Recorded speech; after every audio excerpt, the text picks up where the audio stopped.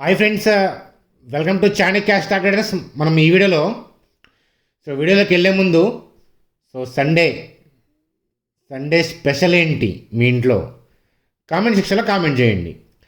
చూడండి ఫ్రెండ్స్, మీరు అందరూ తెలుసుకునే ఉంటారు, జనరల్గా న్యూస్ ఛానల్స్ ఉన్నాయి కదా, అంటే స్టాక్ మార్కెట్ రిలేటెడ్ కాదు, నార్మల్గా న్యూస్ ఛానల్స్లో కూడా న్యూస్ అప్డేట్ నడుస్తూ ఉంది. Israel Iran war kind of things. మరి ఆ పరిస్థితులు నెలకొన్నాయి. అయితే మరి దీని ఇంపాక్ట్ స్టాక్ మార్కెట్ మీద ఎంతవరకు ఉంటుంది? వచ్చే వారం స్టాక్ మార్కెట్ పాతాళం వైపు తొంగి చూస్తుందా లేదా పాతాళం వైపు పరుగులెడుతుందా? ఆ విషయాల గురించి చూద్దాం. టీసీఎస్ యొక్క Q4 రిజల్ట్స్ ఎలా ఉన్నాయి, అలాగే గైడ్లైన్స్లు ఏంటి, ఫర్దర్గా మార్కెట్ని ఇంపాక్ట్ ఏదైనా చేస్తుందా? టీసీఎస్కి సంబంధించిన Q4 అప్డేట్ గురించి చూద్దాం. అట్లాగే సిపిఐ డేటా, ఐఐపి డేటా, వీటికి సంబంధించిన ఇన్ఫర్మేషన్ ఎట్లా ఉంది, మన సిపిఐ నెంబర్స్ ఎట్లా ఉన్నాయి, ఐఐపి డేటా ఎలా ఉంది చూద్దాం. గ్రాన్యూల్స్కి లూపిన్కి సంబంధించిన ఇంపార్టెంట్ న్యూస్ అప్డేట్స్ ఉన్నాయి. ఇత్యాది విషయాలు చూస్తూ బ్యాంక్ నిఫ్టీ యొక్క కథాగమనంతో సింపుల్గా వీడియోని ఎండ్ చేసే ప్రయత్నం చేద్దాం. చూడండి ఫ్రెండ్స్, వీడియోలోకి వెళ్ళే ముందు మన ఛానల్ వీడియోని లైక్ చేయడం అనేది మన జన్మ హక్కు, కాబట్టి వీడియోని లైక్ చేసి కంటిన్యూ చేద్దాం.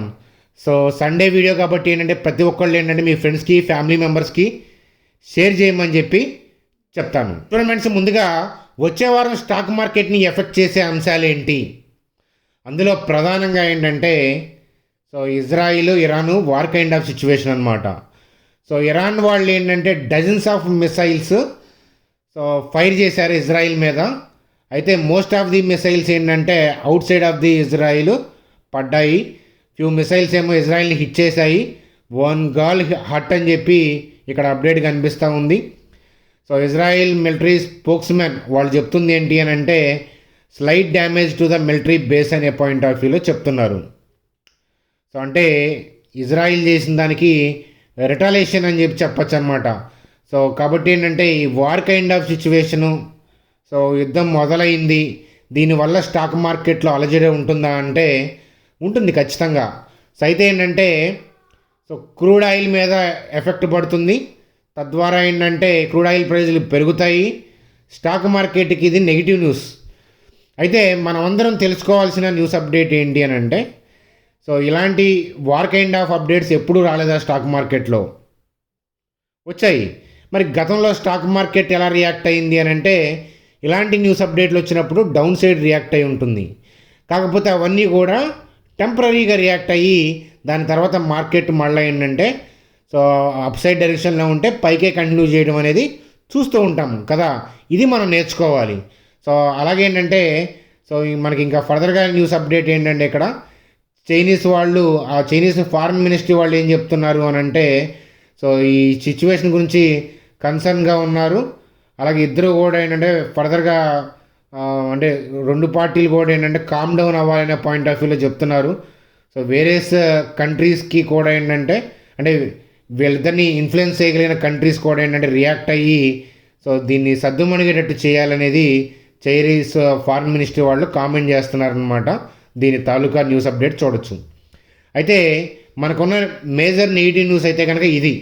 మరి పాజిటివ్ న్యూస్ అప్డేట్లు ఏమున్నాయి అంటే ఒక్కసారి చూద్దాం. చూడండి ఫ్రెండ్స్, యుఎస్కి సంబంధించిన సిపిఐ డేటా నెగిటివ్గా వచ్చింది. కానీ మనం అనుకున్నాం, కానీ మన కంట్రీ సిపిఐ డేటా అనేది ఇంపార్టెంట్. ఎందుకనంటే అబ్వియస్గా ఏంటంటే సరే యుఎస్ సిపిఐ డేటా వల్ల ఎఫ్ఐఎస్ ఇంపాక్ట్ చేసినా కూడా మన థింగ్స్ పాజిటివ్గా ఉంటే డిఐఎస్ నుంచి ప్రతిఘటన ఉంటుంది, మనందరికీ తెలిసిన విషయమే.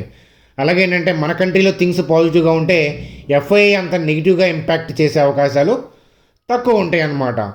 కాబట్టి చూడండి, మార్చికి సంబంధించిన సిపిఐ ఇన్ఫ్లేషన్ అనేది ఎలా వచ్చింది అని అంటే చూడండి, ఫిబ్రవరితో కంపేర్ చేస్తే తగ్గింది 4.85%. ఆర్బీఐ అంటే మన సిపిఐ డేటా కంట్రోల్కి వస్తుంది అని అంటే రేట్ హైక్ పాయింట్ ఆఫ్ వ్యూలో ఆలోచన అయితే చేయరు. కాబట్టి ఏంటంటే రేట్ హైక్ చేయకపోతే ఏంటంటే రేట్ కట్ వైపు ఆలోచించే అవకాశాలు ఉంటాయి. కాబట్టి ఏంటంటే ఈ ఇన్ఫ్లేషన్ అనేది కంట్రోల్కి రావడం అనేది ఒక పాజిటివ్ న్యూస్ అప్డేట్.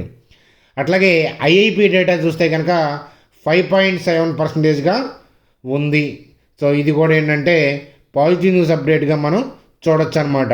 సో ఒకటేమో గ్లోబల్గా ఉన్న అనిశ్చితి, ఈ Israel Iran war kind of situation వల్ల నెగిటివ్, మరి ఇక్కడేమో మనకి ఇండివిజువల్గా పాజిటివ్. ఈ రెండింటిని క్లబ్ చేసి నిఫ్టీ చార్ట్లో చూద్దాం పదండి. చూడండి ఫ్రెండ్స్, వీడియో కొత్తగా వాచ్ చేస్తుంటే కనుక సో మీరు మన ఛానల్ని సబ్స్క్రైబ్ చేయడం మర్చిపోవద్దు, బెల్ ఐకాన్ కూడా క్లిక్ చేయండి అని చెప్తాను. మీకు మన ఛానల్ అనేది డెఫినెట్గా భవిష్యత్తులో మీకు బెనిఫిట్ అవుతుంది అనేది చెప్తాను. చూడండి ఫ్రెండ్స్, కంటిన్యూగా అప్ ట్రెండ్ ర్యాలీ. సో యూఎస్కి సంబంధించిన సిపిఐ నెంబర్స్ ఆడ్గా రావటం అంటే పెరగటం వల్ల సో గ్లోబల్గా అనిశ్చితి, అలాగే మనకి ఆల్రెడీ ర్యాలీలో ఉంది కాబట్టి కొంచెం ఏంటంటే profit booking kind of cell of వచ్చింది కదా. సో అలాగే ఇక్కడ ఈ యుద్ధం వల్ల అనిశ్చితి వల్ల కానీ మన సిపిఐ డేటా పాజిటివ్గా వచ్చినా సో ఇక్కడ వార్ కైండ్ ఆఫ్ థింగ్ ఉంది కాబట్టి 1-2 డేస్ మార్కెట్ నెగిటివ్గా రియాక్ట్ అయ్యే అవకాశాలు ఉంటాయి. కాకపోతే ఆల్రెడీ మార్కెట్ గ్యాప్ డౌన్లో ఓపెన్ అవుతుంది కదా, గ్లోబల్ పరిస్థితులు కనుక రెడ్గా ఉంటే ఆల్రెడీ గిఫ్ట్ నిఫ్టీ డౌన్లో ఉంటుంది, నిఫ్టీ కూడా డౌన్లోనే ఓపెన్ అవుతుంది. కాబట్టి ఓపెనింగ్ వెళ్ళొద్దు. డౌన్లో ఓపెన్ అయ్యి ర్యాలీ వస్తే పరిస్థితులు డౌన్కి వెళ్తాయి అనుకుంటే కనుక చూసుకొని హయ్యర్ లెవెల్లో సెల్ ఆఫ్ చేసుకోవాలి, అది స్ట్రాటజీ. అట్లాగే ఏంటంటే ఈ ర్యాలీ వచ్చింది కాబట్టి రీట్రేస్మెంట్ సో రానిండి అని చెప్తాను.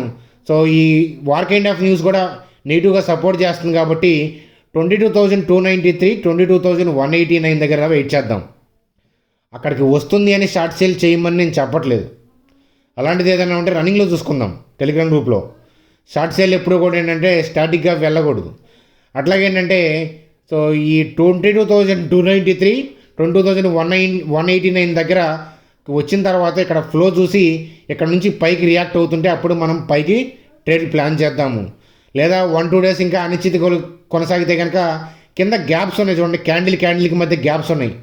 ఈ డోజీకి ఈ రెడ్ డోజీ గ్రీన్ డోజీకి మధ్య గ్యాప్, అలాగే ఇక్కడ గ్రీన్ క్యాండిల్కి మధ్య ఈ గ్రీన్ క్యాండిల్కి మధ్య గ్యాప్, ఈ గ్రీన్ క్యాండిల్కి మధ్య ఈ గ్రీన్ క్యాండిల్కి మధ్య గ్యాప్. కాబట్టి అక్కడ బై ఆర్డర్స్ ఉంటాయి. కాబట్టి రీట్రేస్మెంట్ ఇక్కడ దాకా వస్తుందా, రీట్రేస్మెంట్ కింద దాకా వస్తుందా అనేది రన్నింగ్లో చూడాలి. మనం డౌన్ సైడ్ పొజిషనల్గా క్యారీ ఫార్వర్డ్ చేయము. డౌన్ సైడ్ ఏదైనా ఉంటే ఇంట్రాడే పాయింట్ ఆఫ్ వ్యూలోనే క్లోజ్ చేసే ప్రయత్నం చేద్దాము. సో ఈ రీట్రేస్మెంట్ వస్తే ఇక్కడికి వస్తే ఇక్కడ నుంచి పైకి వెళ్తుందా లేదా చూడాలి, లేదా ఫర్దర్గా కిందకు వస్తే ఈ గ్యాప్స్ ఏమన్నా ఫిల్ చేస్తుందా లేదా అనేది చూడాలి, అవి రన్నింగ్లో చూడాలి. కాబట్టి మార్కెట్ గ్లోబల్గా థింగ్స్కి మేజర్ ఈవెంట్స్కి రియాక్ట్ అవుతూ ఉంది. కాబట్టి స్టాటిక్గా మనం ఏదో 22,500 దిగింది కాబట్టి కిందకి వెళ్తుంది అని అనుకుంటే 22,500 దిగే ఓపెన్ అవుద్ది ఆల్రెడీ. ఓపెనింగ్ వెళ్ళి మనం సెల్ ఆఫ్ చేసామంటే ఇరక్కపోతాం కదా. కాబట్టి ఏంటంటే అలాంటి నెంబర్లు సపోర్ట్ రెసిస్టెన్స్లు ఎట్లాంటివి ఏంటంటే ఇలాంటి మనకి మేజర్ న్యూస్లు ఉన్నప్పుడు వార్ కైండ్ ఆఫ్ న్యూస్లు ఉన్నప్పుడు పనిచేయవు. కాబట్టి మార్కెట్ని డైనమిక్గా చూసుకొని మనం చేయాలన్నమాట. సో కాబట్టి ఇలాంటి అప్డేట్స్ కావాలంటే మన ఛానల్ని సబ్స్క్రైబ్ చేసి అతుక్కొని కూర్చోవాలి. సో అట్లాగే నేను చెప్పేది ఏంటంటే ఫ్రీ ఏదైనా అప్డేట్ ఉంటే కనుక ఫ్రీ టెలిగ్రామ్ లింక్ ఇచ్చాను, ఛానల్ కింద డిస్క్రిప్షన్లో ఇచ్చాను. ఆ లింక్ ద్వారా కనుక మీరు జాయిన్ అయితే ఫ్రీగానే జాయిన్ అయితే ఏదైనా అప్డేట్స్ ఉంటే లైవ్లో నేను మీకు ప్రొవైడ్ చేయడం అనేది జరుగుతుంది. చూడండి ఫ్రెండ్స్, దాని తర్వాత మనం ప్రధానంగా డిస్కస్ చేసుకోవాల్సిన ఇంపార్టెంట్ థింగ్ ఏంటంటే టీసీఎస్కి సంబంధించిన Q4. చూడండి ఫ్రెండ్స్, రెవెన్యూ అనేది ఇరాన్ ఇయర్ పాయింట్ ఆఫ్ వ్యూలో 3.5% పెరిగింది. ఇరాన్ ఇయర్ పాయింట్ ఆఫ్ అంటే లాస్ట్ ఇయర్ ఇదే క్వార్టర్తో కంపేర్ చేస్తే ఈ కరెంట్ క్వార్టర్ ఎట్లా ఉంది అంటే లాస్ట్ ఇయర్ Q4 ఇప్పుడు Q4 అది కంపారిజన్. అలాగే నెట్ ప్రాఫిట్ అనేది 9.1% పెరిగింది. సో ఫుల్ ఇయర్ అయిపోయింది కాబట్టి ఫుల్ ఇయర్ కంపారిజన్లో revenue 6.8%, full year net profit అనేది ఇరాన్ ఇయర్ పాయింట్ ఆఫ్ వ్యూలో 8.9% కాబట్టి రిజల్ట్స్ సో డీసెంట్గా మంచి రిజల్ట్స్నే పోస్ట్ చేసింది అని చెప్పచ్చు. చూడండి ఫ్రెండ్స్, అలాగే టీసీఎస్ యొక్క మేనేజ్మెంట్ యొక్క టాక్స్ చూస్తే సో ఆర్డర్ బుక్ ఎలా ఉంది అనేది చాలా హైగా ఉంది అనేది పాయింట్ ఆఫ్ వ్యూలో చెప్తున్నారు. సో అలాగే Q4 ఆర్డర్ బుక్ అనేది సో $13.2 బిలియన్ అనమాట.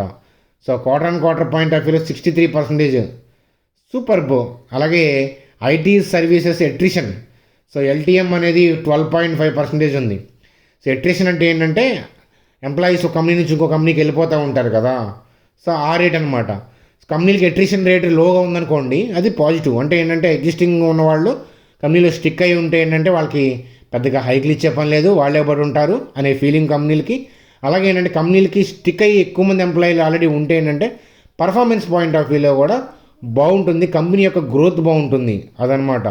కాబట్టి ఎట్రిషన్ రేటు కూడా సో 12.5% ఉంది. ఒకసారి అబ్జర్వ్ చేయండి. మేనేజ్మెంట్ పాజిటివ్ కామెంట్స్ చేసింది, రిజల్ట్స్ డీసెంట్గానే వచ్చాయి. సో టీసీఎస్ యొక్క చార్ట్ అనేది చూద్దాం పదండి. చూడండి సార్, టీసీఎస్ చార్ట్. సో మనకి ఇక్కడ నెగిటివ్ ఏం లేదు. సో అప్ ట్రెండ్లోనే ఉంది. కానీ గ్లోబల్గా అనిశ్చిత వల్ల ఏదైనా డిప్ వస్తే దాన్ని రిజల్ట్స్ని ముడిపెట్టిద్ది అనమాట. సో గ్లోబల్గా అనిశ్చిత వల్ల అన్నీ పడిపోయినప్పుడు ఇది కూడా పడచ్చు, లేదా ఇండివిజువల్గా రిజల్ట్స్ బాగున్నాయి కాబట్టి పైకి రియాక్ట్ అవ్వచ్చు. కాబట్టి వాటిని ప్రెడిక్ట్ చేయొద్దు. రన్నింగ్లో చూడండి, కావాలంటే ఏదైనా రన్నింగ్లో చూసుకుంటా ఎటు పోతుందో చూసుకోవాలంటే చూసుకొని ట్రేడ్ చేయండి, కానీ గెస్ చేయొద్దు. సో కాబట్టి టీసీఎస్ చార్ట్ అయితే కానీ ప్రస్తుతానికి అప్ ట్రెండ్లోనే ఉంది. ఇబ్బంది అయితే ఏమీ కనిపించట్లేదు. నేను రేపు పెరుగుతుంది పడిపోతుంది అనేది ఇక్కడ ప్రెడిక్ట్ చేయట్లేదు. చూడండి సార్, ఫర్దర్గా ఇంపార్టెంట్ అప్డేట్స్ చాలా ఉన్నాయి. అవి డిస్కస్ చేసే ముందు సో ఛానల్ కింద డిస్క్రిప్షన్లో జెరోదా ఏంజల్ లింక్ ఇచ్చాను. సో ఫర్ ఎగ్జాంపుల్ నేను ఇక్కడ జెరోదా క్లిక్ చేస్తున్నాను. మీరు బిగినర్ అయితే కనుక ఖచ్చితంగా ఉండాల్సిన అకౌంట్ ఏంటంటే జెరోదా. ఇండియాలో మోస్ట్ యాక్టివ్ క్లయింట్స్ ఉంటారు. అలాగే ఏంటంటే యాప్ ఎక్స్ట్రాడినరీగా ఉంటుంది. మన మనీ సేఫ్ అనమాట. జెరోదా ఏంజల్ అట్లాంటి బ్రాండెడ్ బ్రోకింగ్ అకౌంట్ డీమ్యాట్లో కనుక మన షేర్లు ఉన్నాయనుకోండి, సో ఇబ్బంది అయితే ఏం లేదనమాట. కాబట్టి సో ఎక్కువ హ్యూజ్ మనీతో ఇన్వెస్ట్మెంట్ చేసే వాళ్ళు ఎప్పుడు కూడా జెరోదా ఏంజల్ అట్లాంటివి ప్రిఫర్ చేయడం మంచిది. ఒకవేళ మీరు మన లింక్స్ ద్వారా అకౌంట్ ఓపెన్ చేసి మీరు క్రియేట్ చేసిన ఐడిని నెంబర్కి పంపించి కొద్ది క్యాపిటల్ అయినా పర్లా మీ క్యాపిటల్తో వస్తే లైఫ్ టైం ఇన్వెస్ట్మెంట్ వ్యూస్ మీరు ఫ్రీగా చూడొచ్చు. కాబట్టి మీరు ఐడిని కనుక ఈ నెంబర్కి వాట్సాప్ చేస్తే మిమ్మల్ని డీమ్యాట్ గ్రూప్లోకి ఇన్వైట్ చేయడం అనేది జరుగుతుంది. ఒకసారి గ్రూప్లోకి వస్తే లైఫ్ టైం ఫ్రీ అనమాట. చూడండి సార్, లుపిన్కి సంబంధించిన న్యూస్ అప్డేట్. యుఎస్ఎఫ్డిఏ వాళ్ళు ఏంటంటే ఇన్స్పెక్షన్ కంప్లీట్ చేశారనమాట. సో వాళ్ళకి సంబంధించిన facility with no observations. So 0 observations అంటే ఇది పాజిటివ్ న్యూస్ అప్డేట్ అని చెప్పొచ్చు లుపిన్కి. సో అట్లాగే గ్రాన్యూల్కి సంబంధించి కూడా యుఎస్ఎఫ్డిఏ వాళ్ళు ఇన్స్పెక్షన్ చేసి ఆంధ్రప్రదేశ్ ఫెసిలిటీకి సంబంధించి 0 అబ్జర్వేషన్స్. సూపర్. గ్రాన్యూల్కి కూడా పాజిటివ్ న్యూస్ అప్డేట్గా చెప్పచ్చు. పాజిటివ్ న్యూస్ అప్డేట్ అంటే స్టాక్కి పెరుగుతుంది పడిపోతుందని ప్రెడిక్ట్ చేయొద్దు. స్టాక్లో హెచ్చు తగ్గులు ఏంటంటే బై సెల్ యొక్క ఆర్డర్స్ని బేస్ చేసుకొని ఉంటాయి. కాబట్టి పాజిటివ్ న్యూస్కి ప్రత్యేకంగా పైకి పెరుగుతుంది అని ర్యాలీ అవుతుందని చెప్పి ఓపెనింగ్ ఎగబడాలని రూలు లేదు స్టాక్ మార్కెట్లో. అలా చేయొద్దు. మీరు కనుక స్టాక్ మార్కెట్ని ఒక 6 months to 1 year అబ్జర్వ్ చేసి ఉంటే బిగినర్స్, మీకు ఆ విషయం అర్థమవుతుంది. న్యూస్కి తగ్గట్టుగా స్టాక్ రియాక్ట్ అవ్వాలని రూల్ ఏముండదు అనే విషయం మీకు అతి త్వరలోనే తెలుస్తుంది. బిగినర్స్ అయితే కనుక ఒక 3 months అబ్జర్వ్ చేస్తే మీకు తెలిసిపోతుంది అనమాట.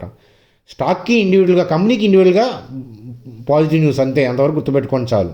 చూడండి sir, bank Nifty point of వ్యూలో కూడా ఇక్కడ గ్యాప్ ఉన్నాయి కదా, కాబట్టి రీట్రేస్మెంట్ కోసం వెయిట్ చేద్దాం. సో బ్యాంక్ నిఫ్టీ అయితే కనుక నేను సజెస్ట్ చేసేది ఏంటి అని అంటే వెయిట్ చేయమంటాను. సెల్ చేయమని నేను అన్ను. ఏదైనా సెల్ చేసుకున్న ఇంట్రాడే పాయింట్ ఆఫ్ వ్యూలో రన్నింగ్లో చూసుకొని చేసుకోవడమే. వెయిట్ చేయాల్సిన లెవెల్ ఏంటంటే 47,631, 47,391. ఇక్కడికి వచ్చిన తర్వాత ఈ లెవెల్లో హోల్డ్ అవుతుందా లేదా చూసుకొని ఈ లెవెల్లో ట్రేడ్ పాయింట్ ఆఫ్ వ్యూలో వ్యూ తీసుకోవాలా లేదా అనేది అప్పుడు జడ్జ్ చేద్దాం. కాబట్టి మనం వెయిట్ చేయాల్సిన లెవెల్ 47,631, 47,391 అని చెప్తాను. సో అది ఫ్రెండ్స్ ఈరోజు వీడియో. లైక్ చేయడం మర్చిపోవద్దు. సబ్స్క్రైబ్ చేశారని ఆశిస్తున్నాను. మీకు ఏదైనా క్వెరీస్ ఉంటే కామెంట్ సెక్షన్లో తెలియజేయండి. So bye friends, good day.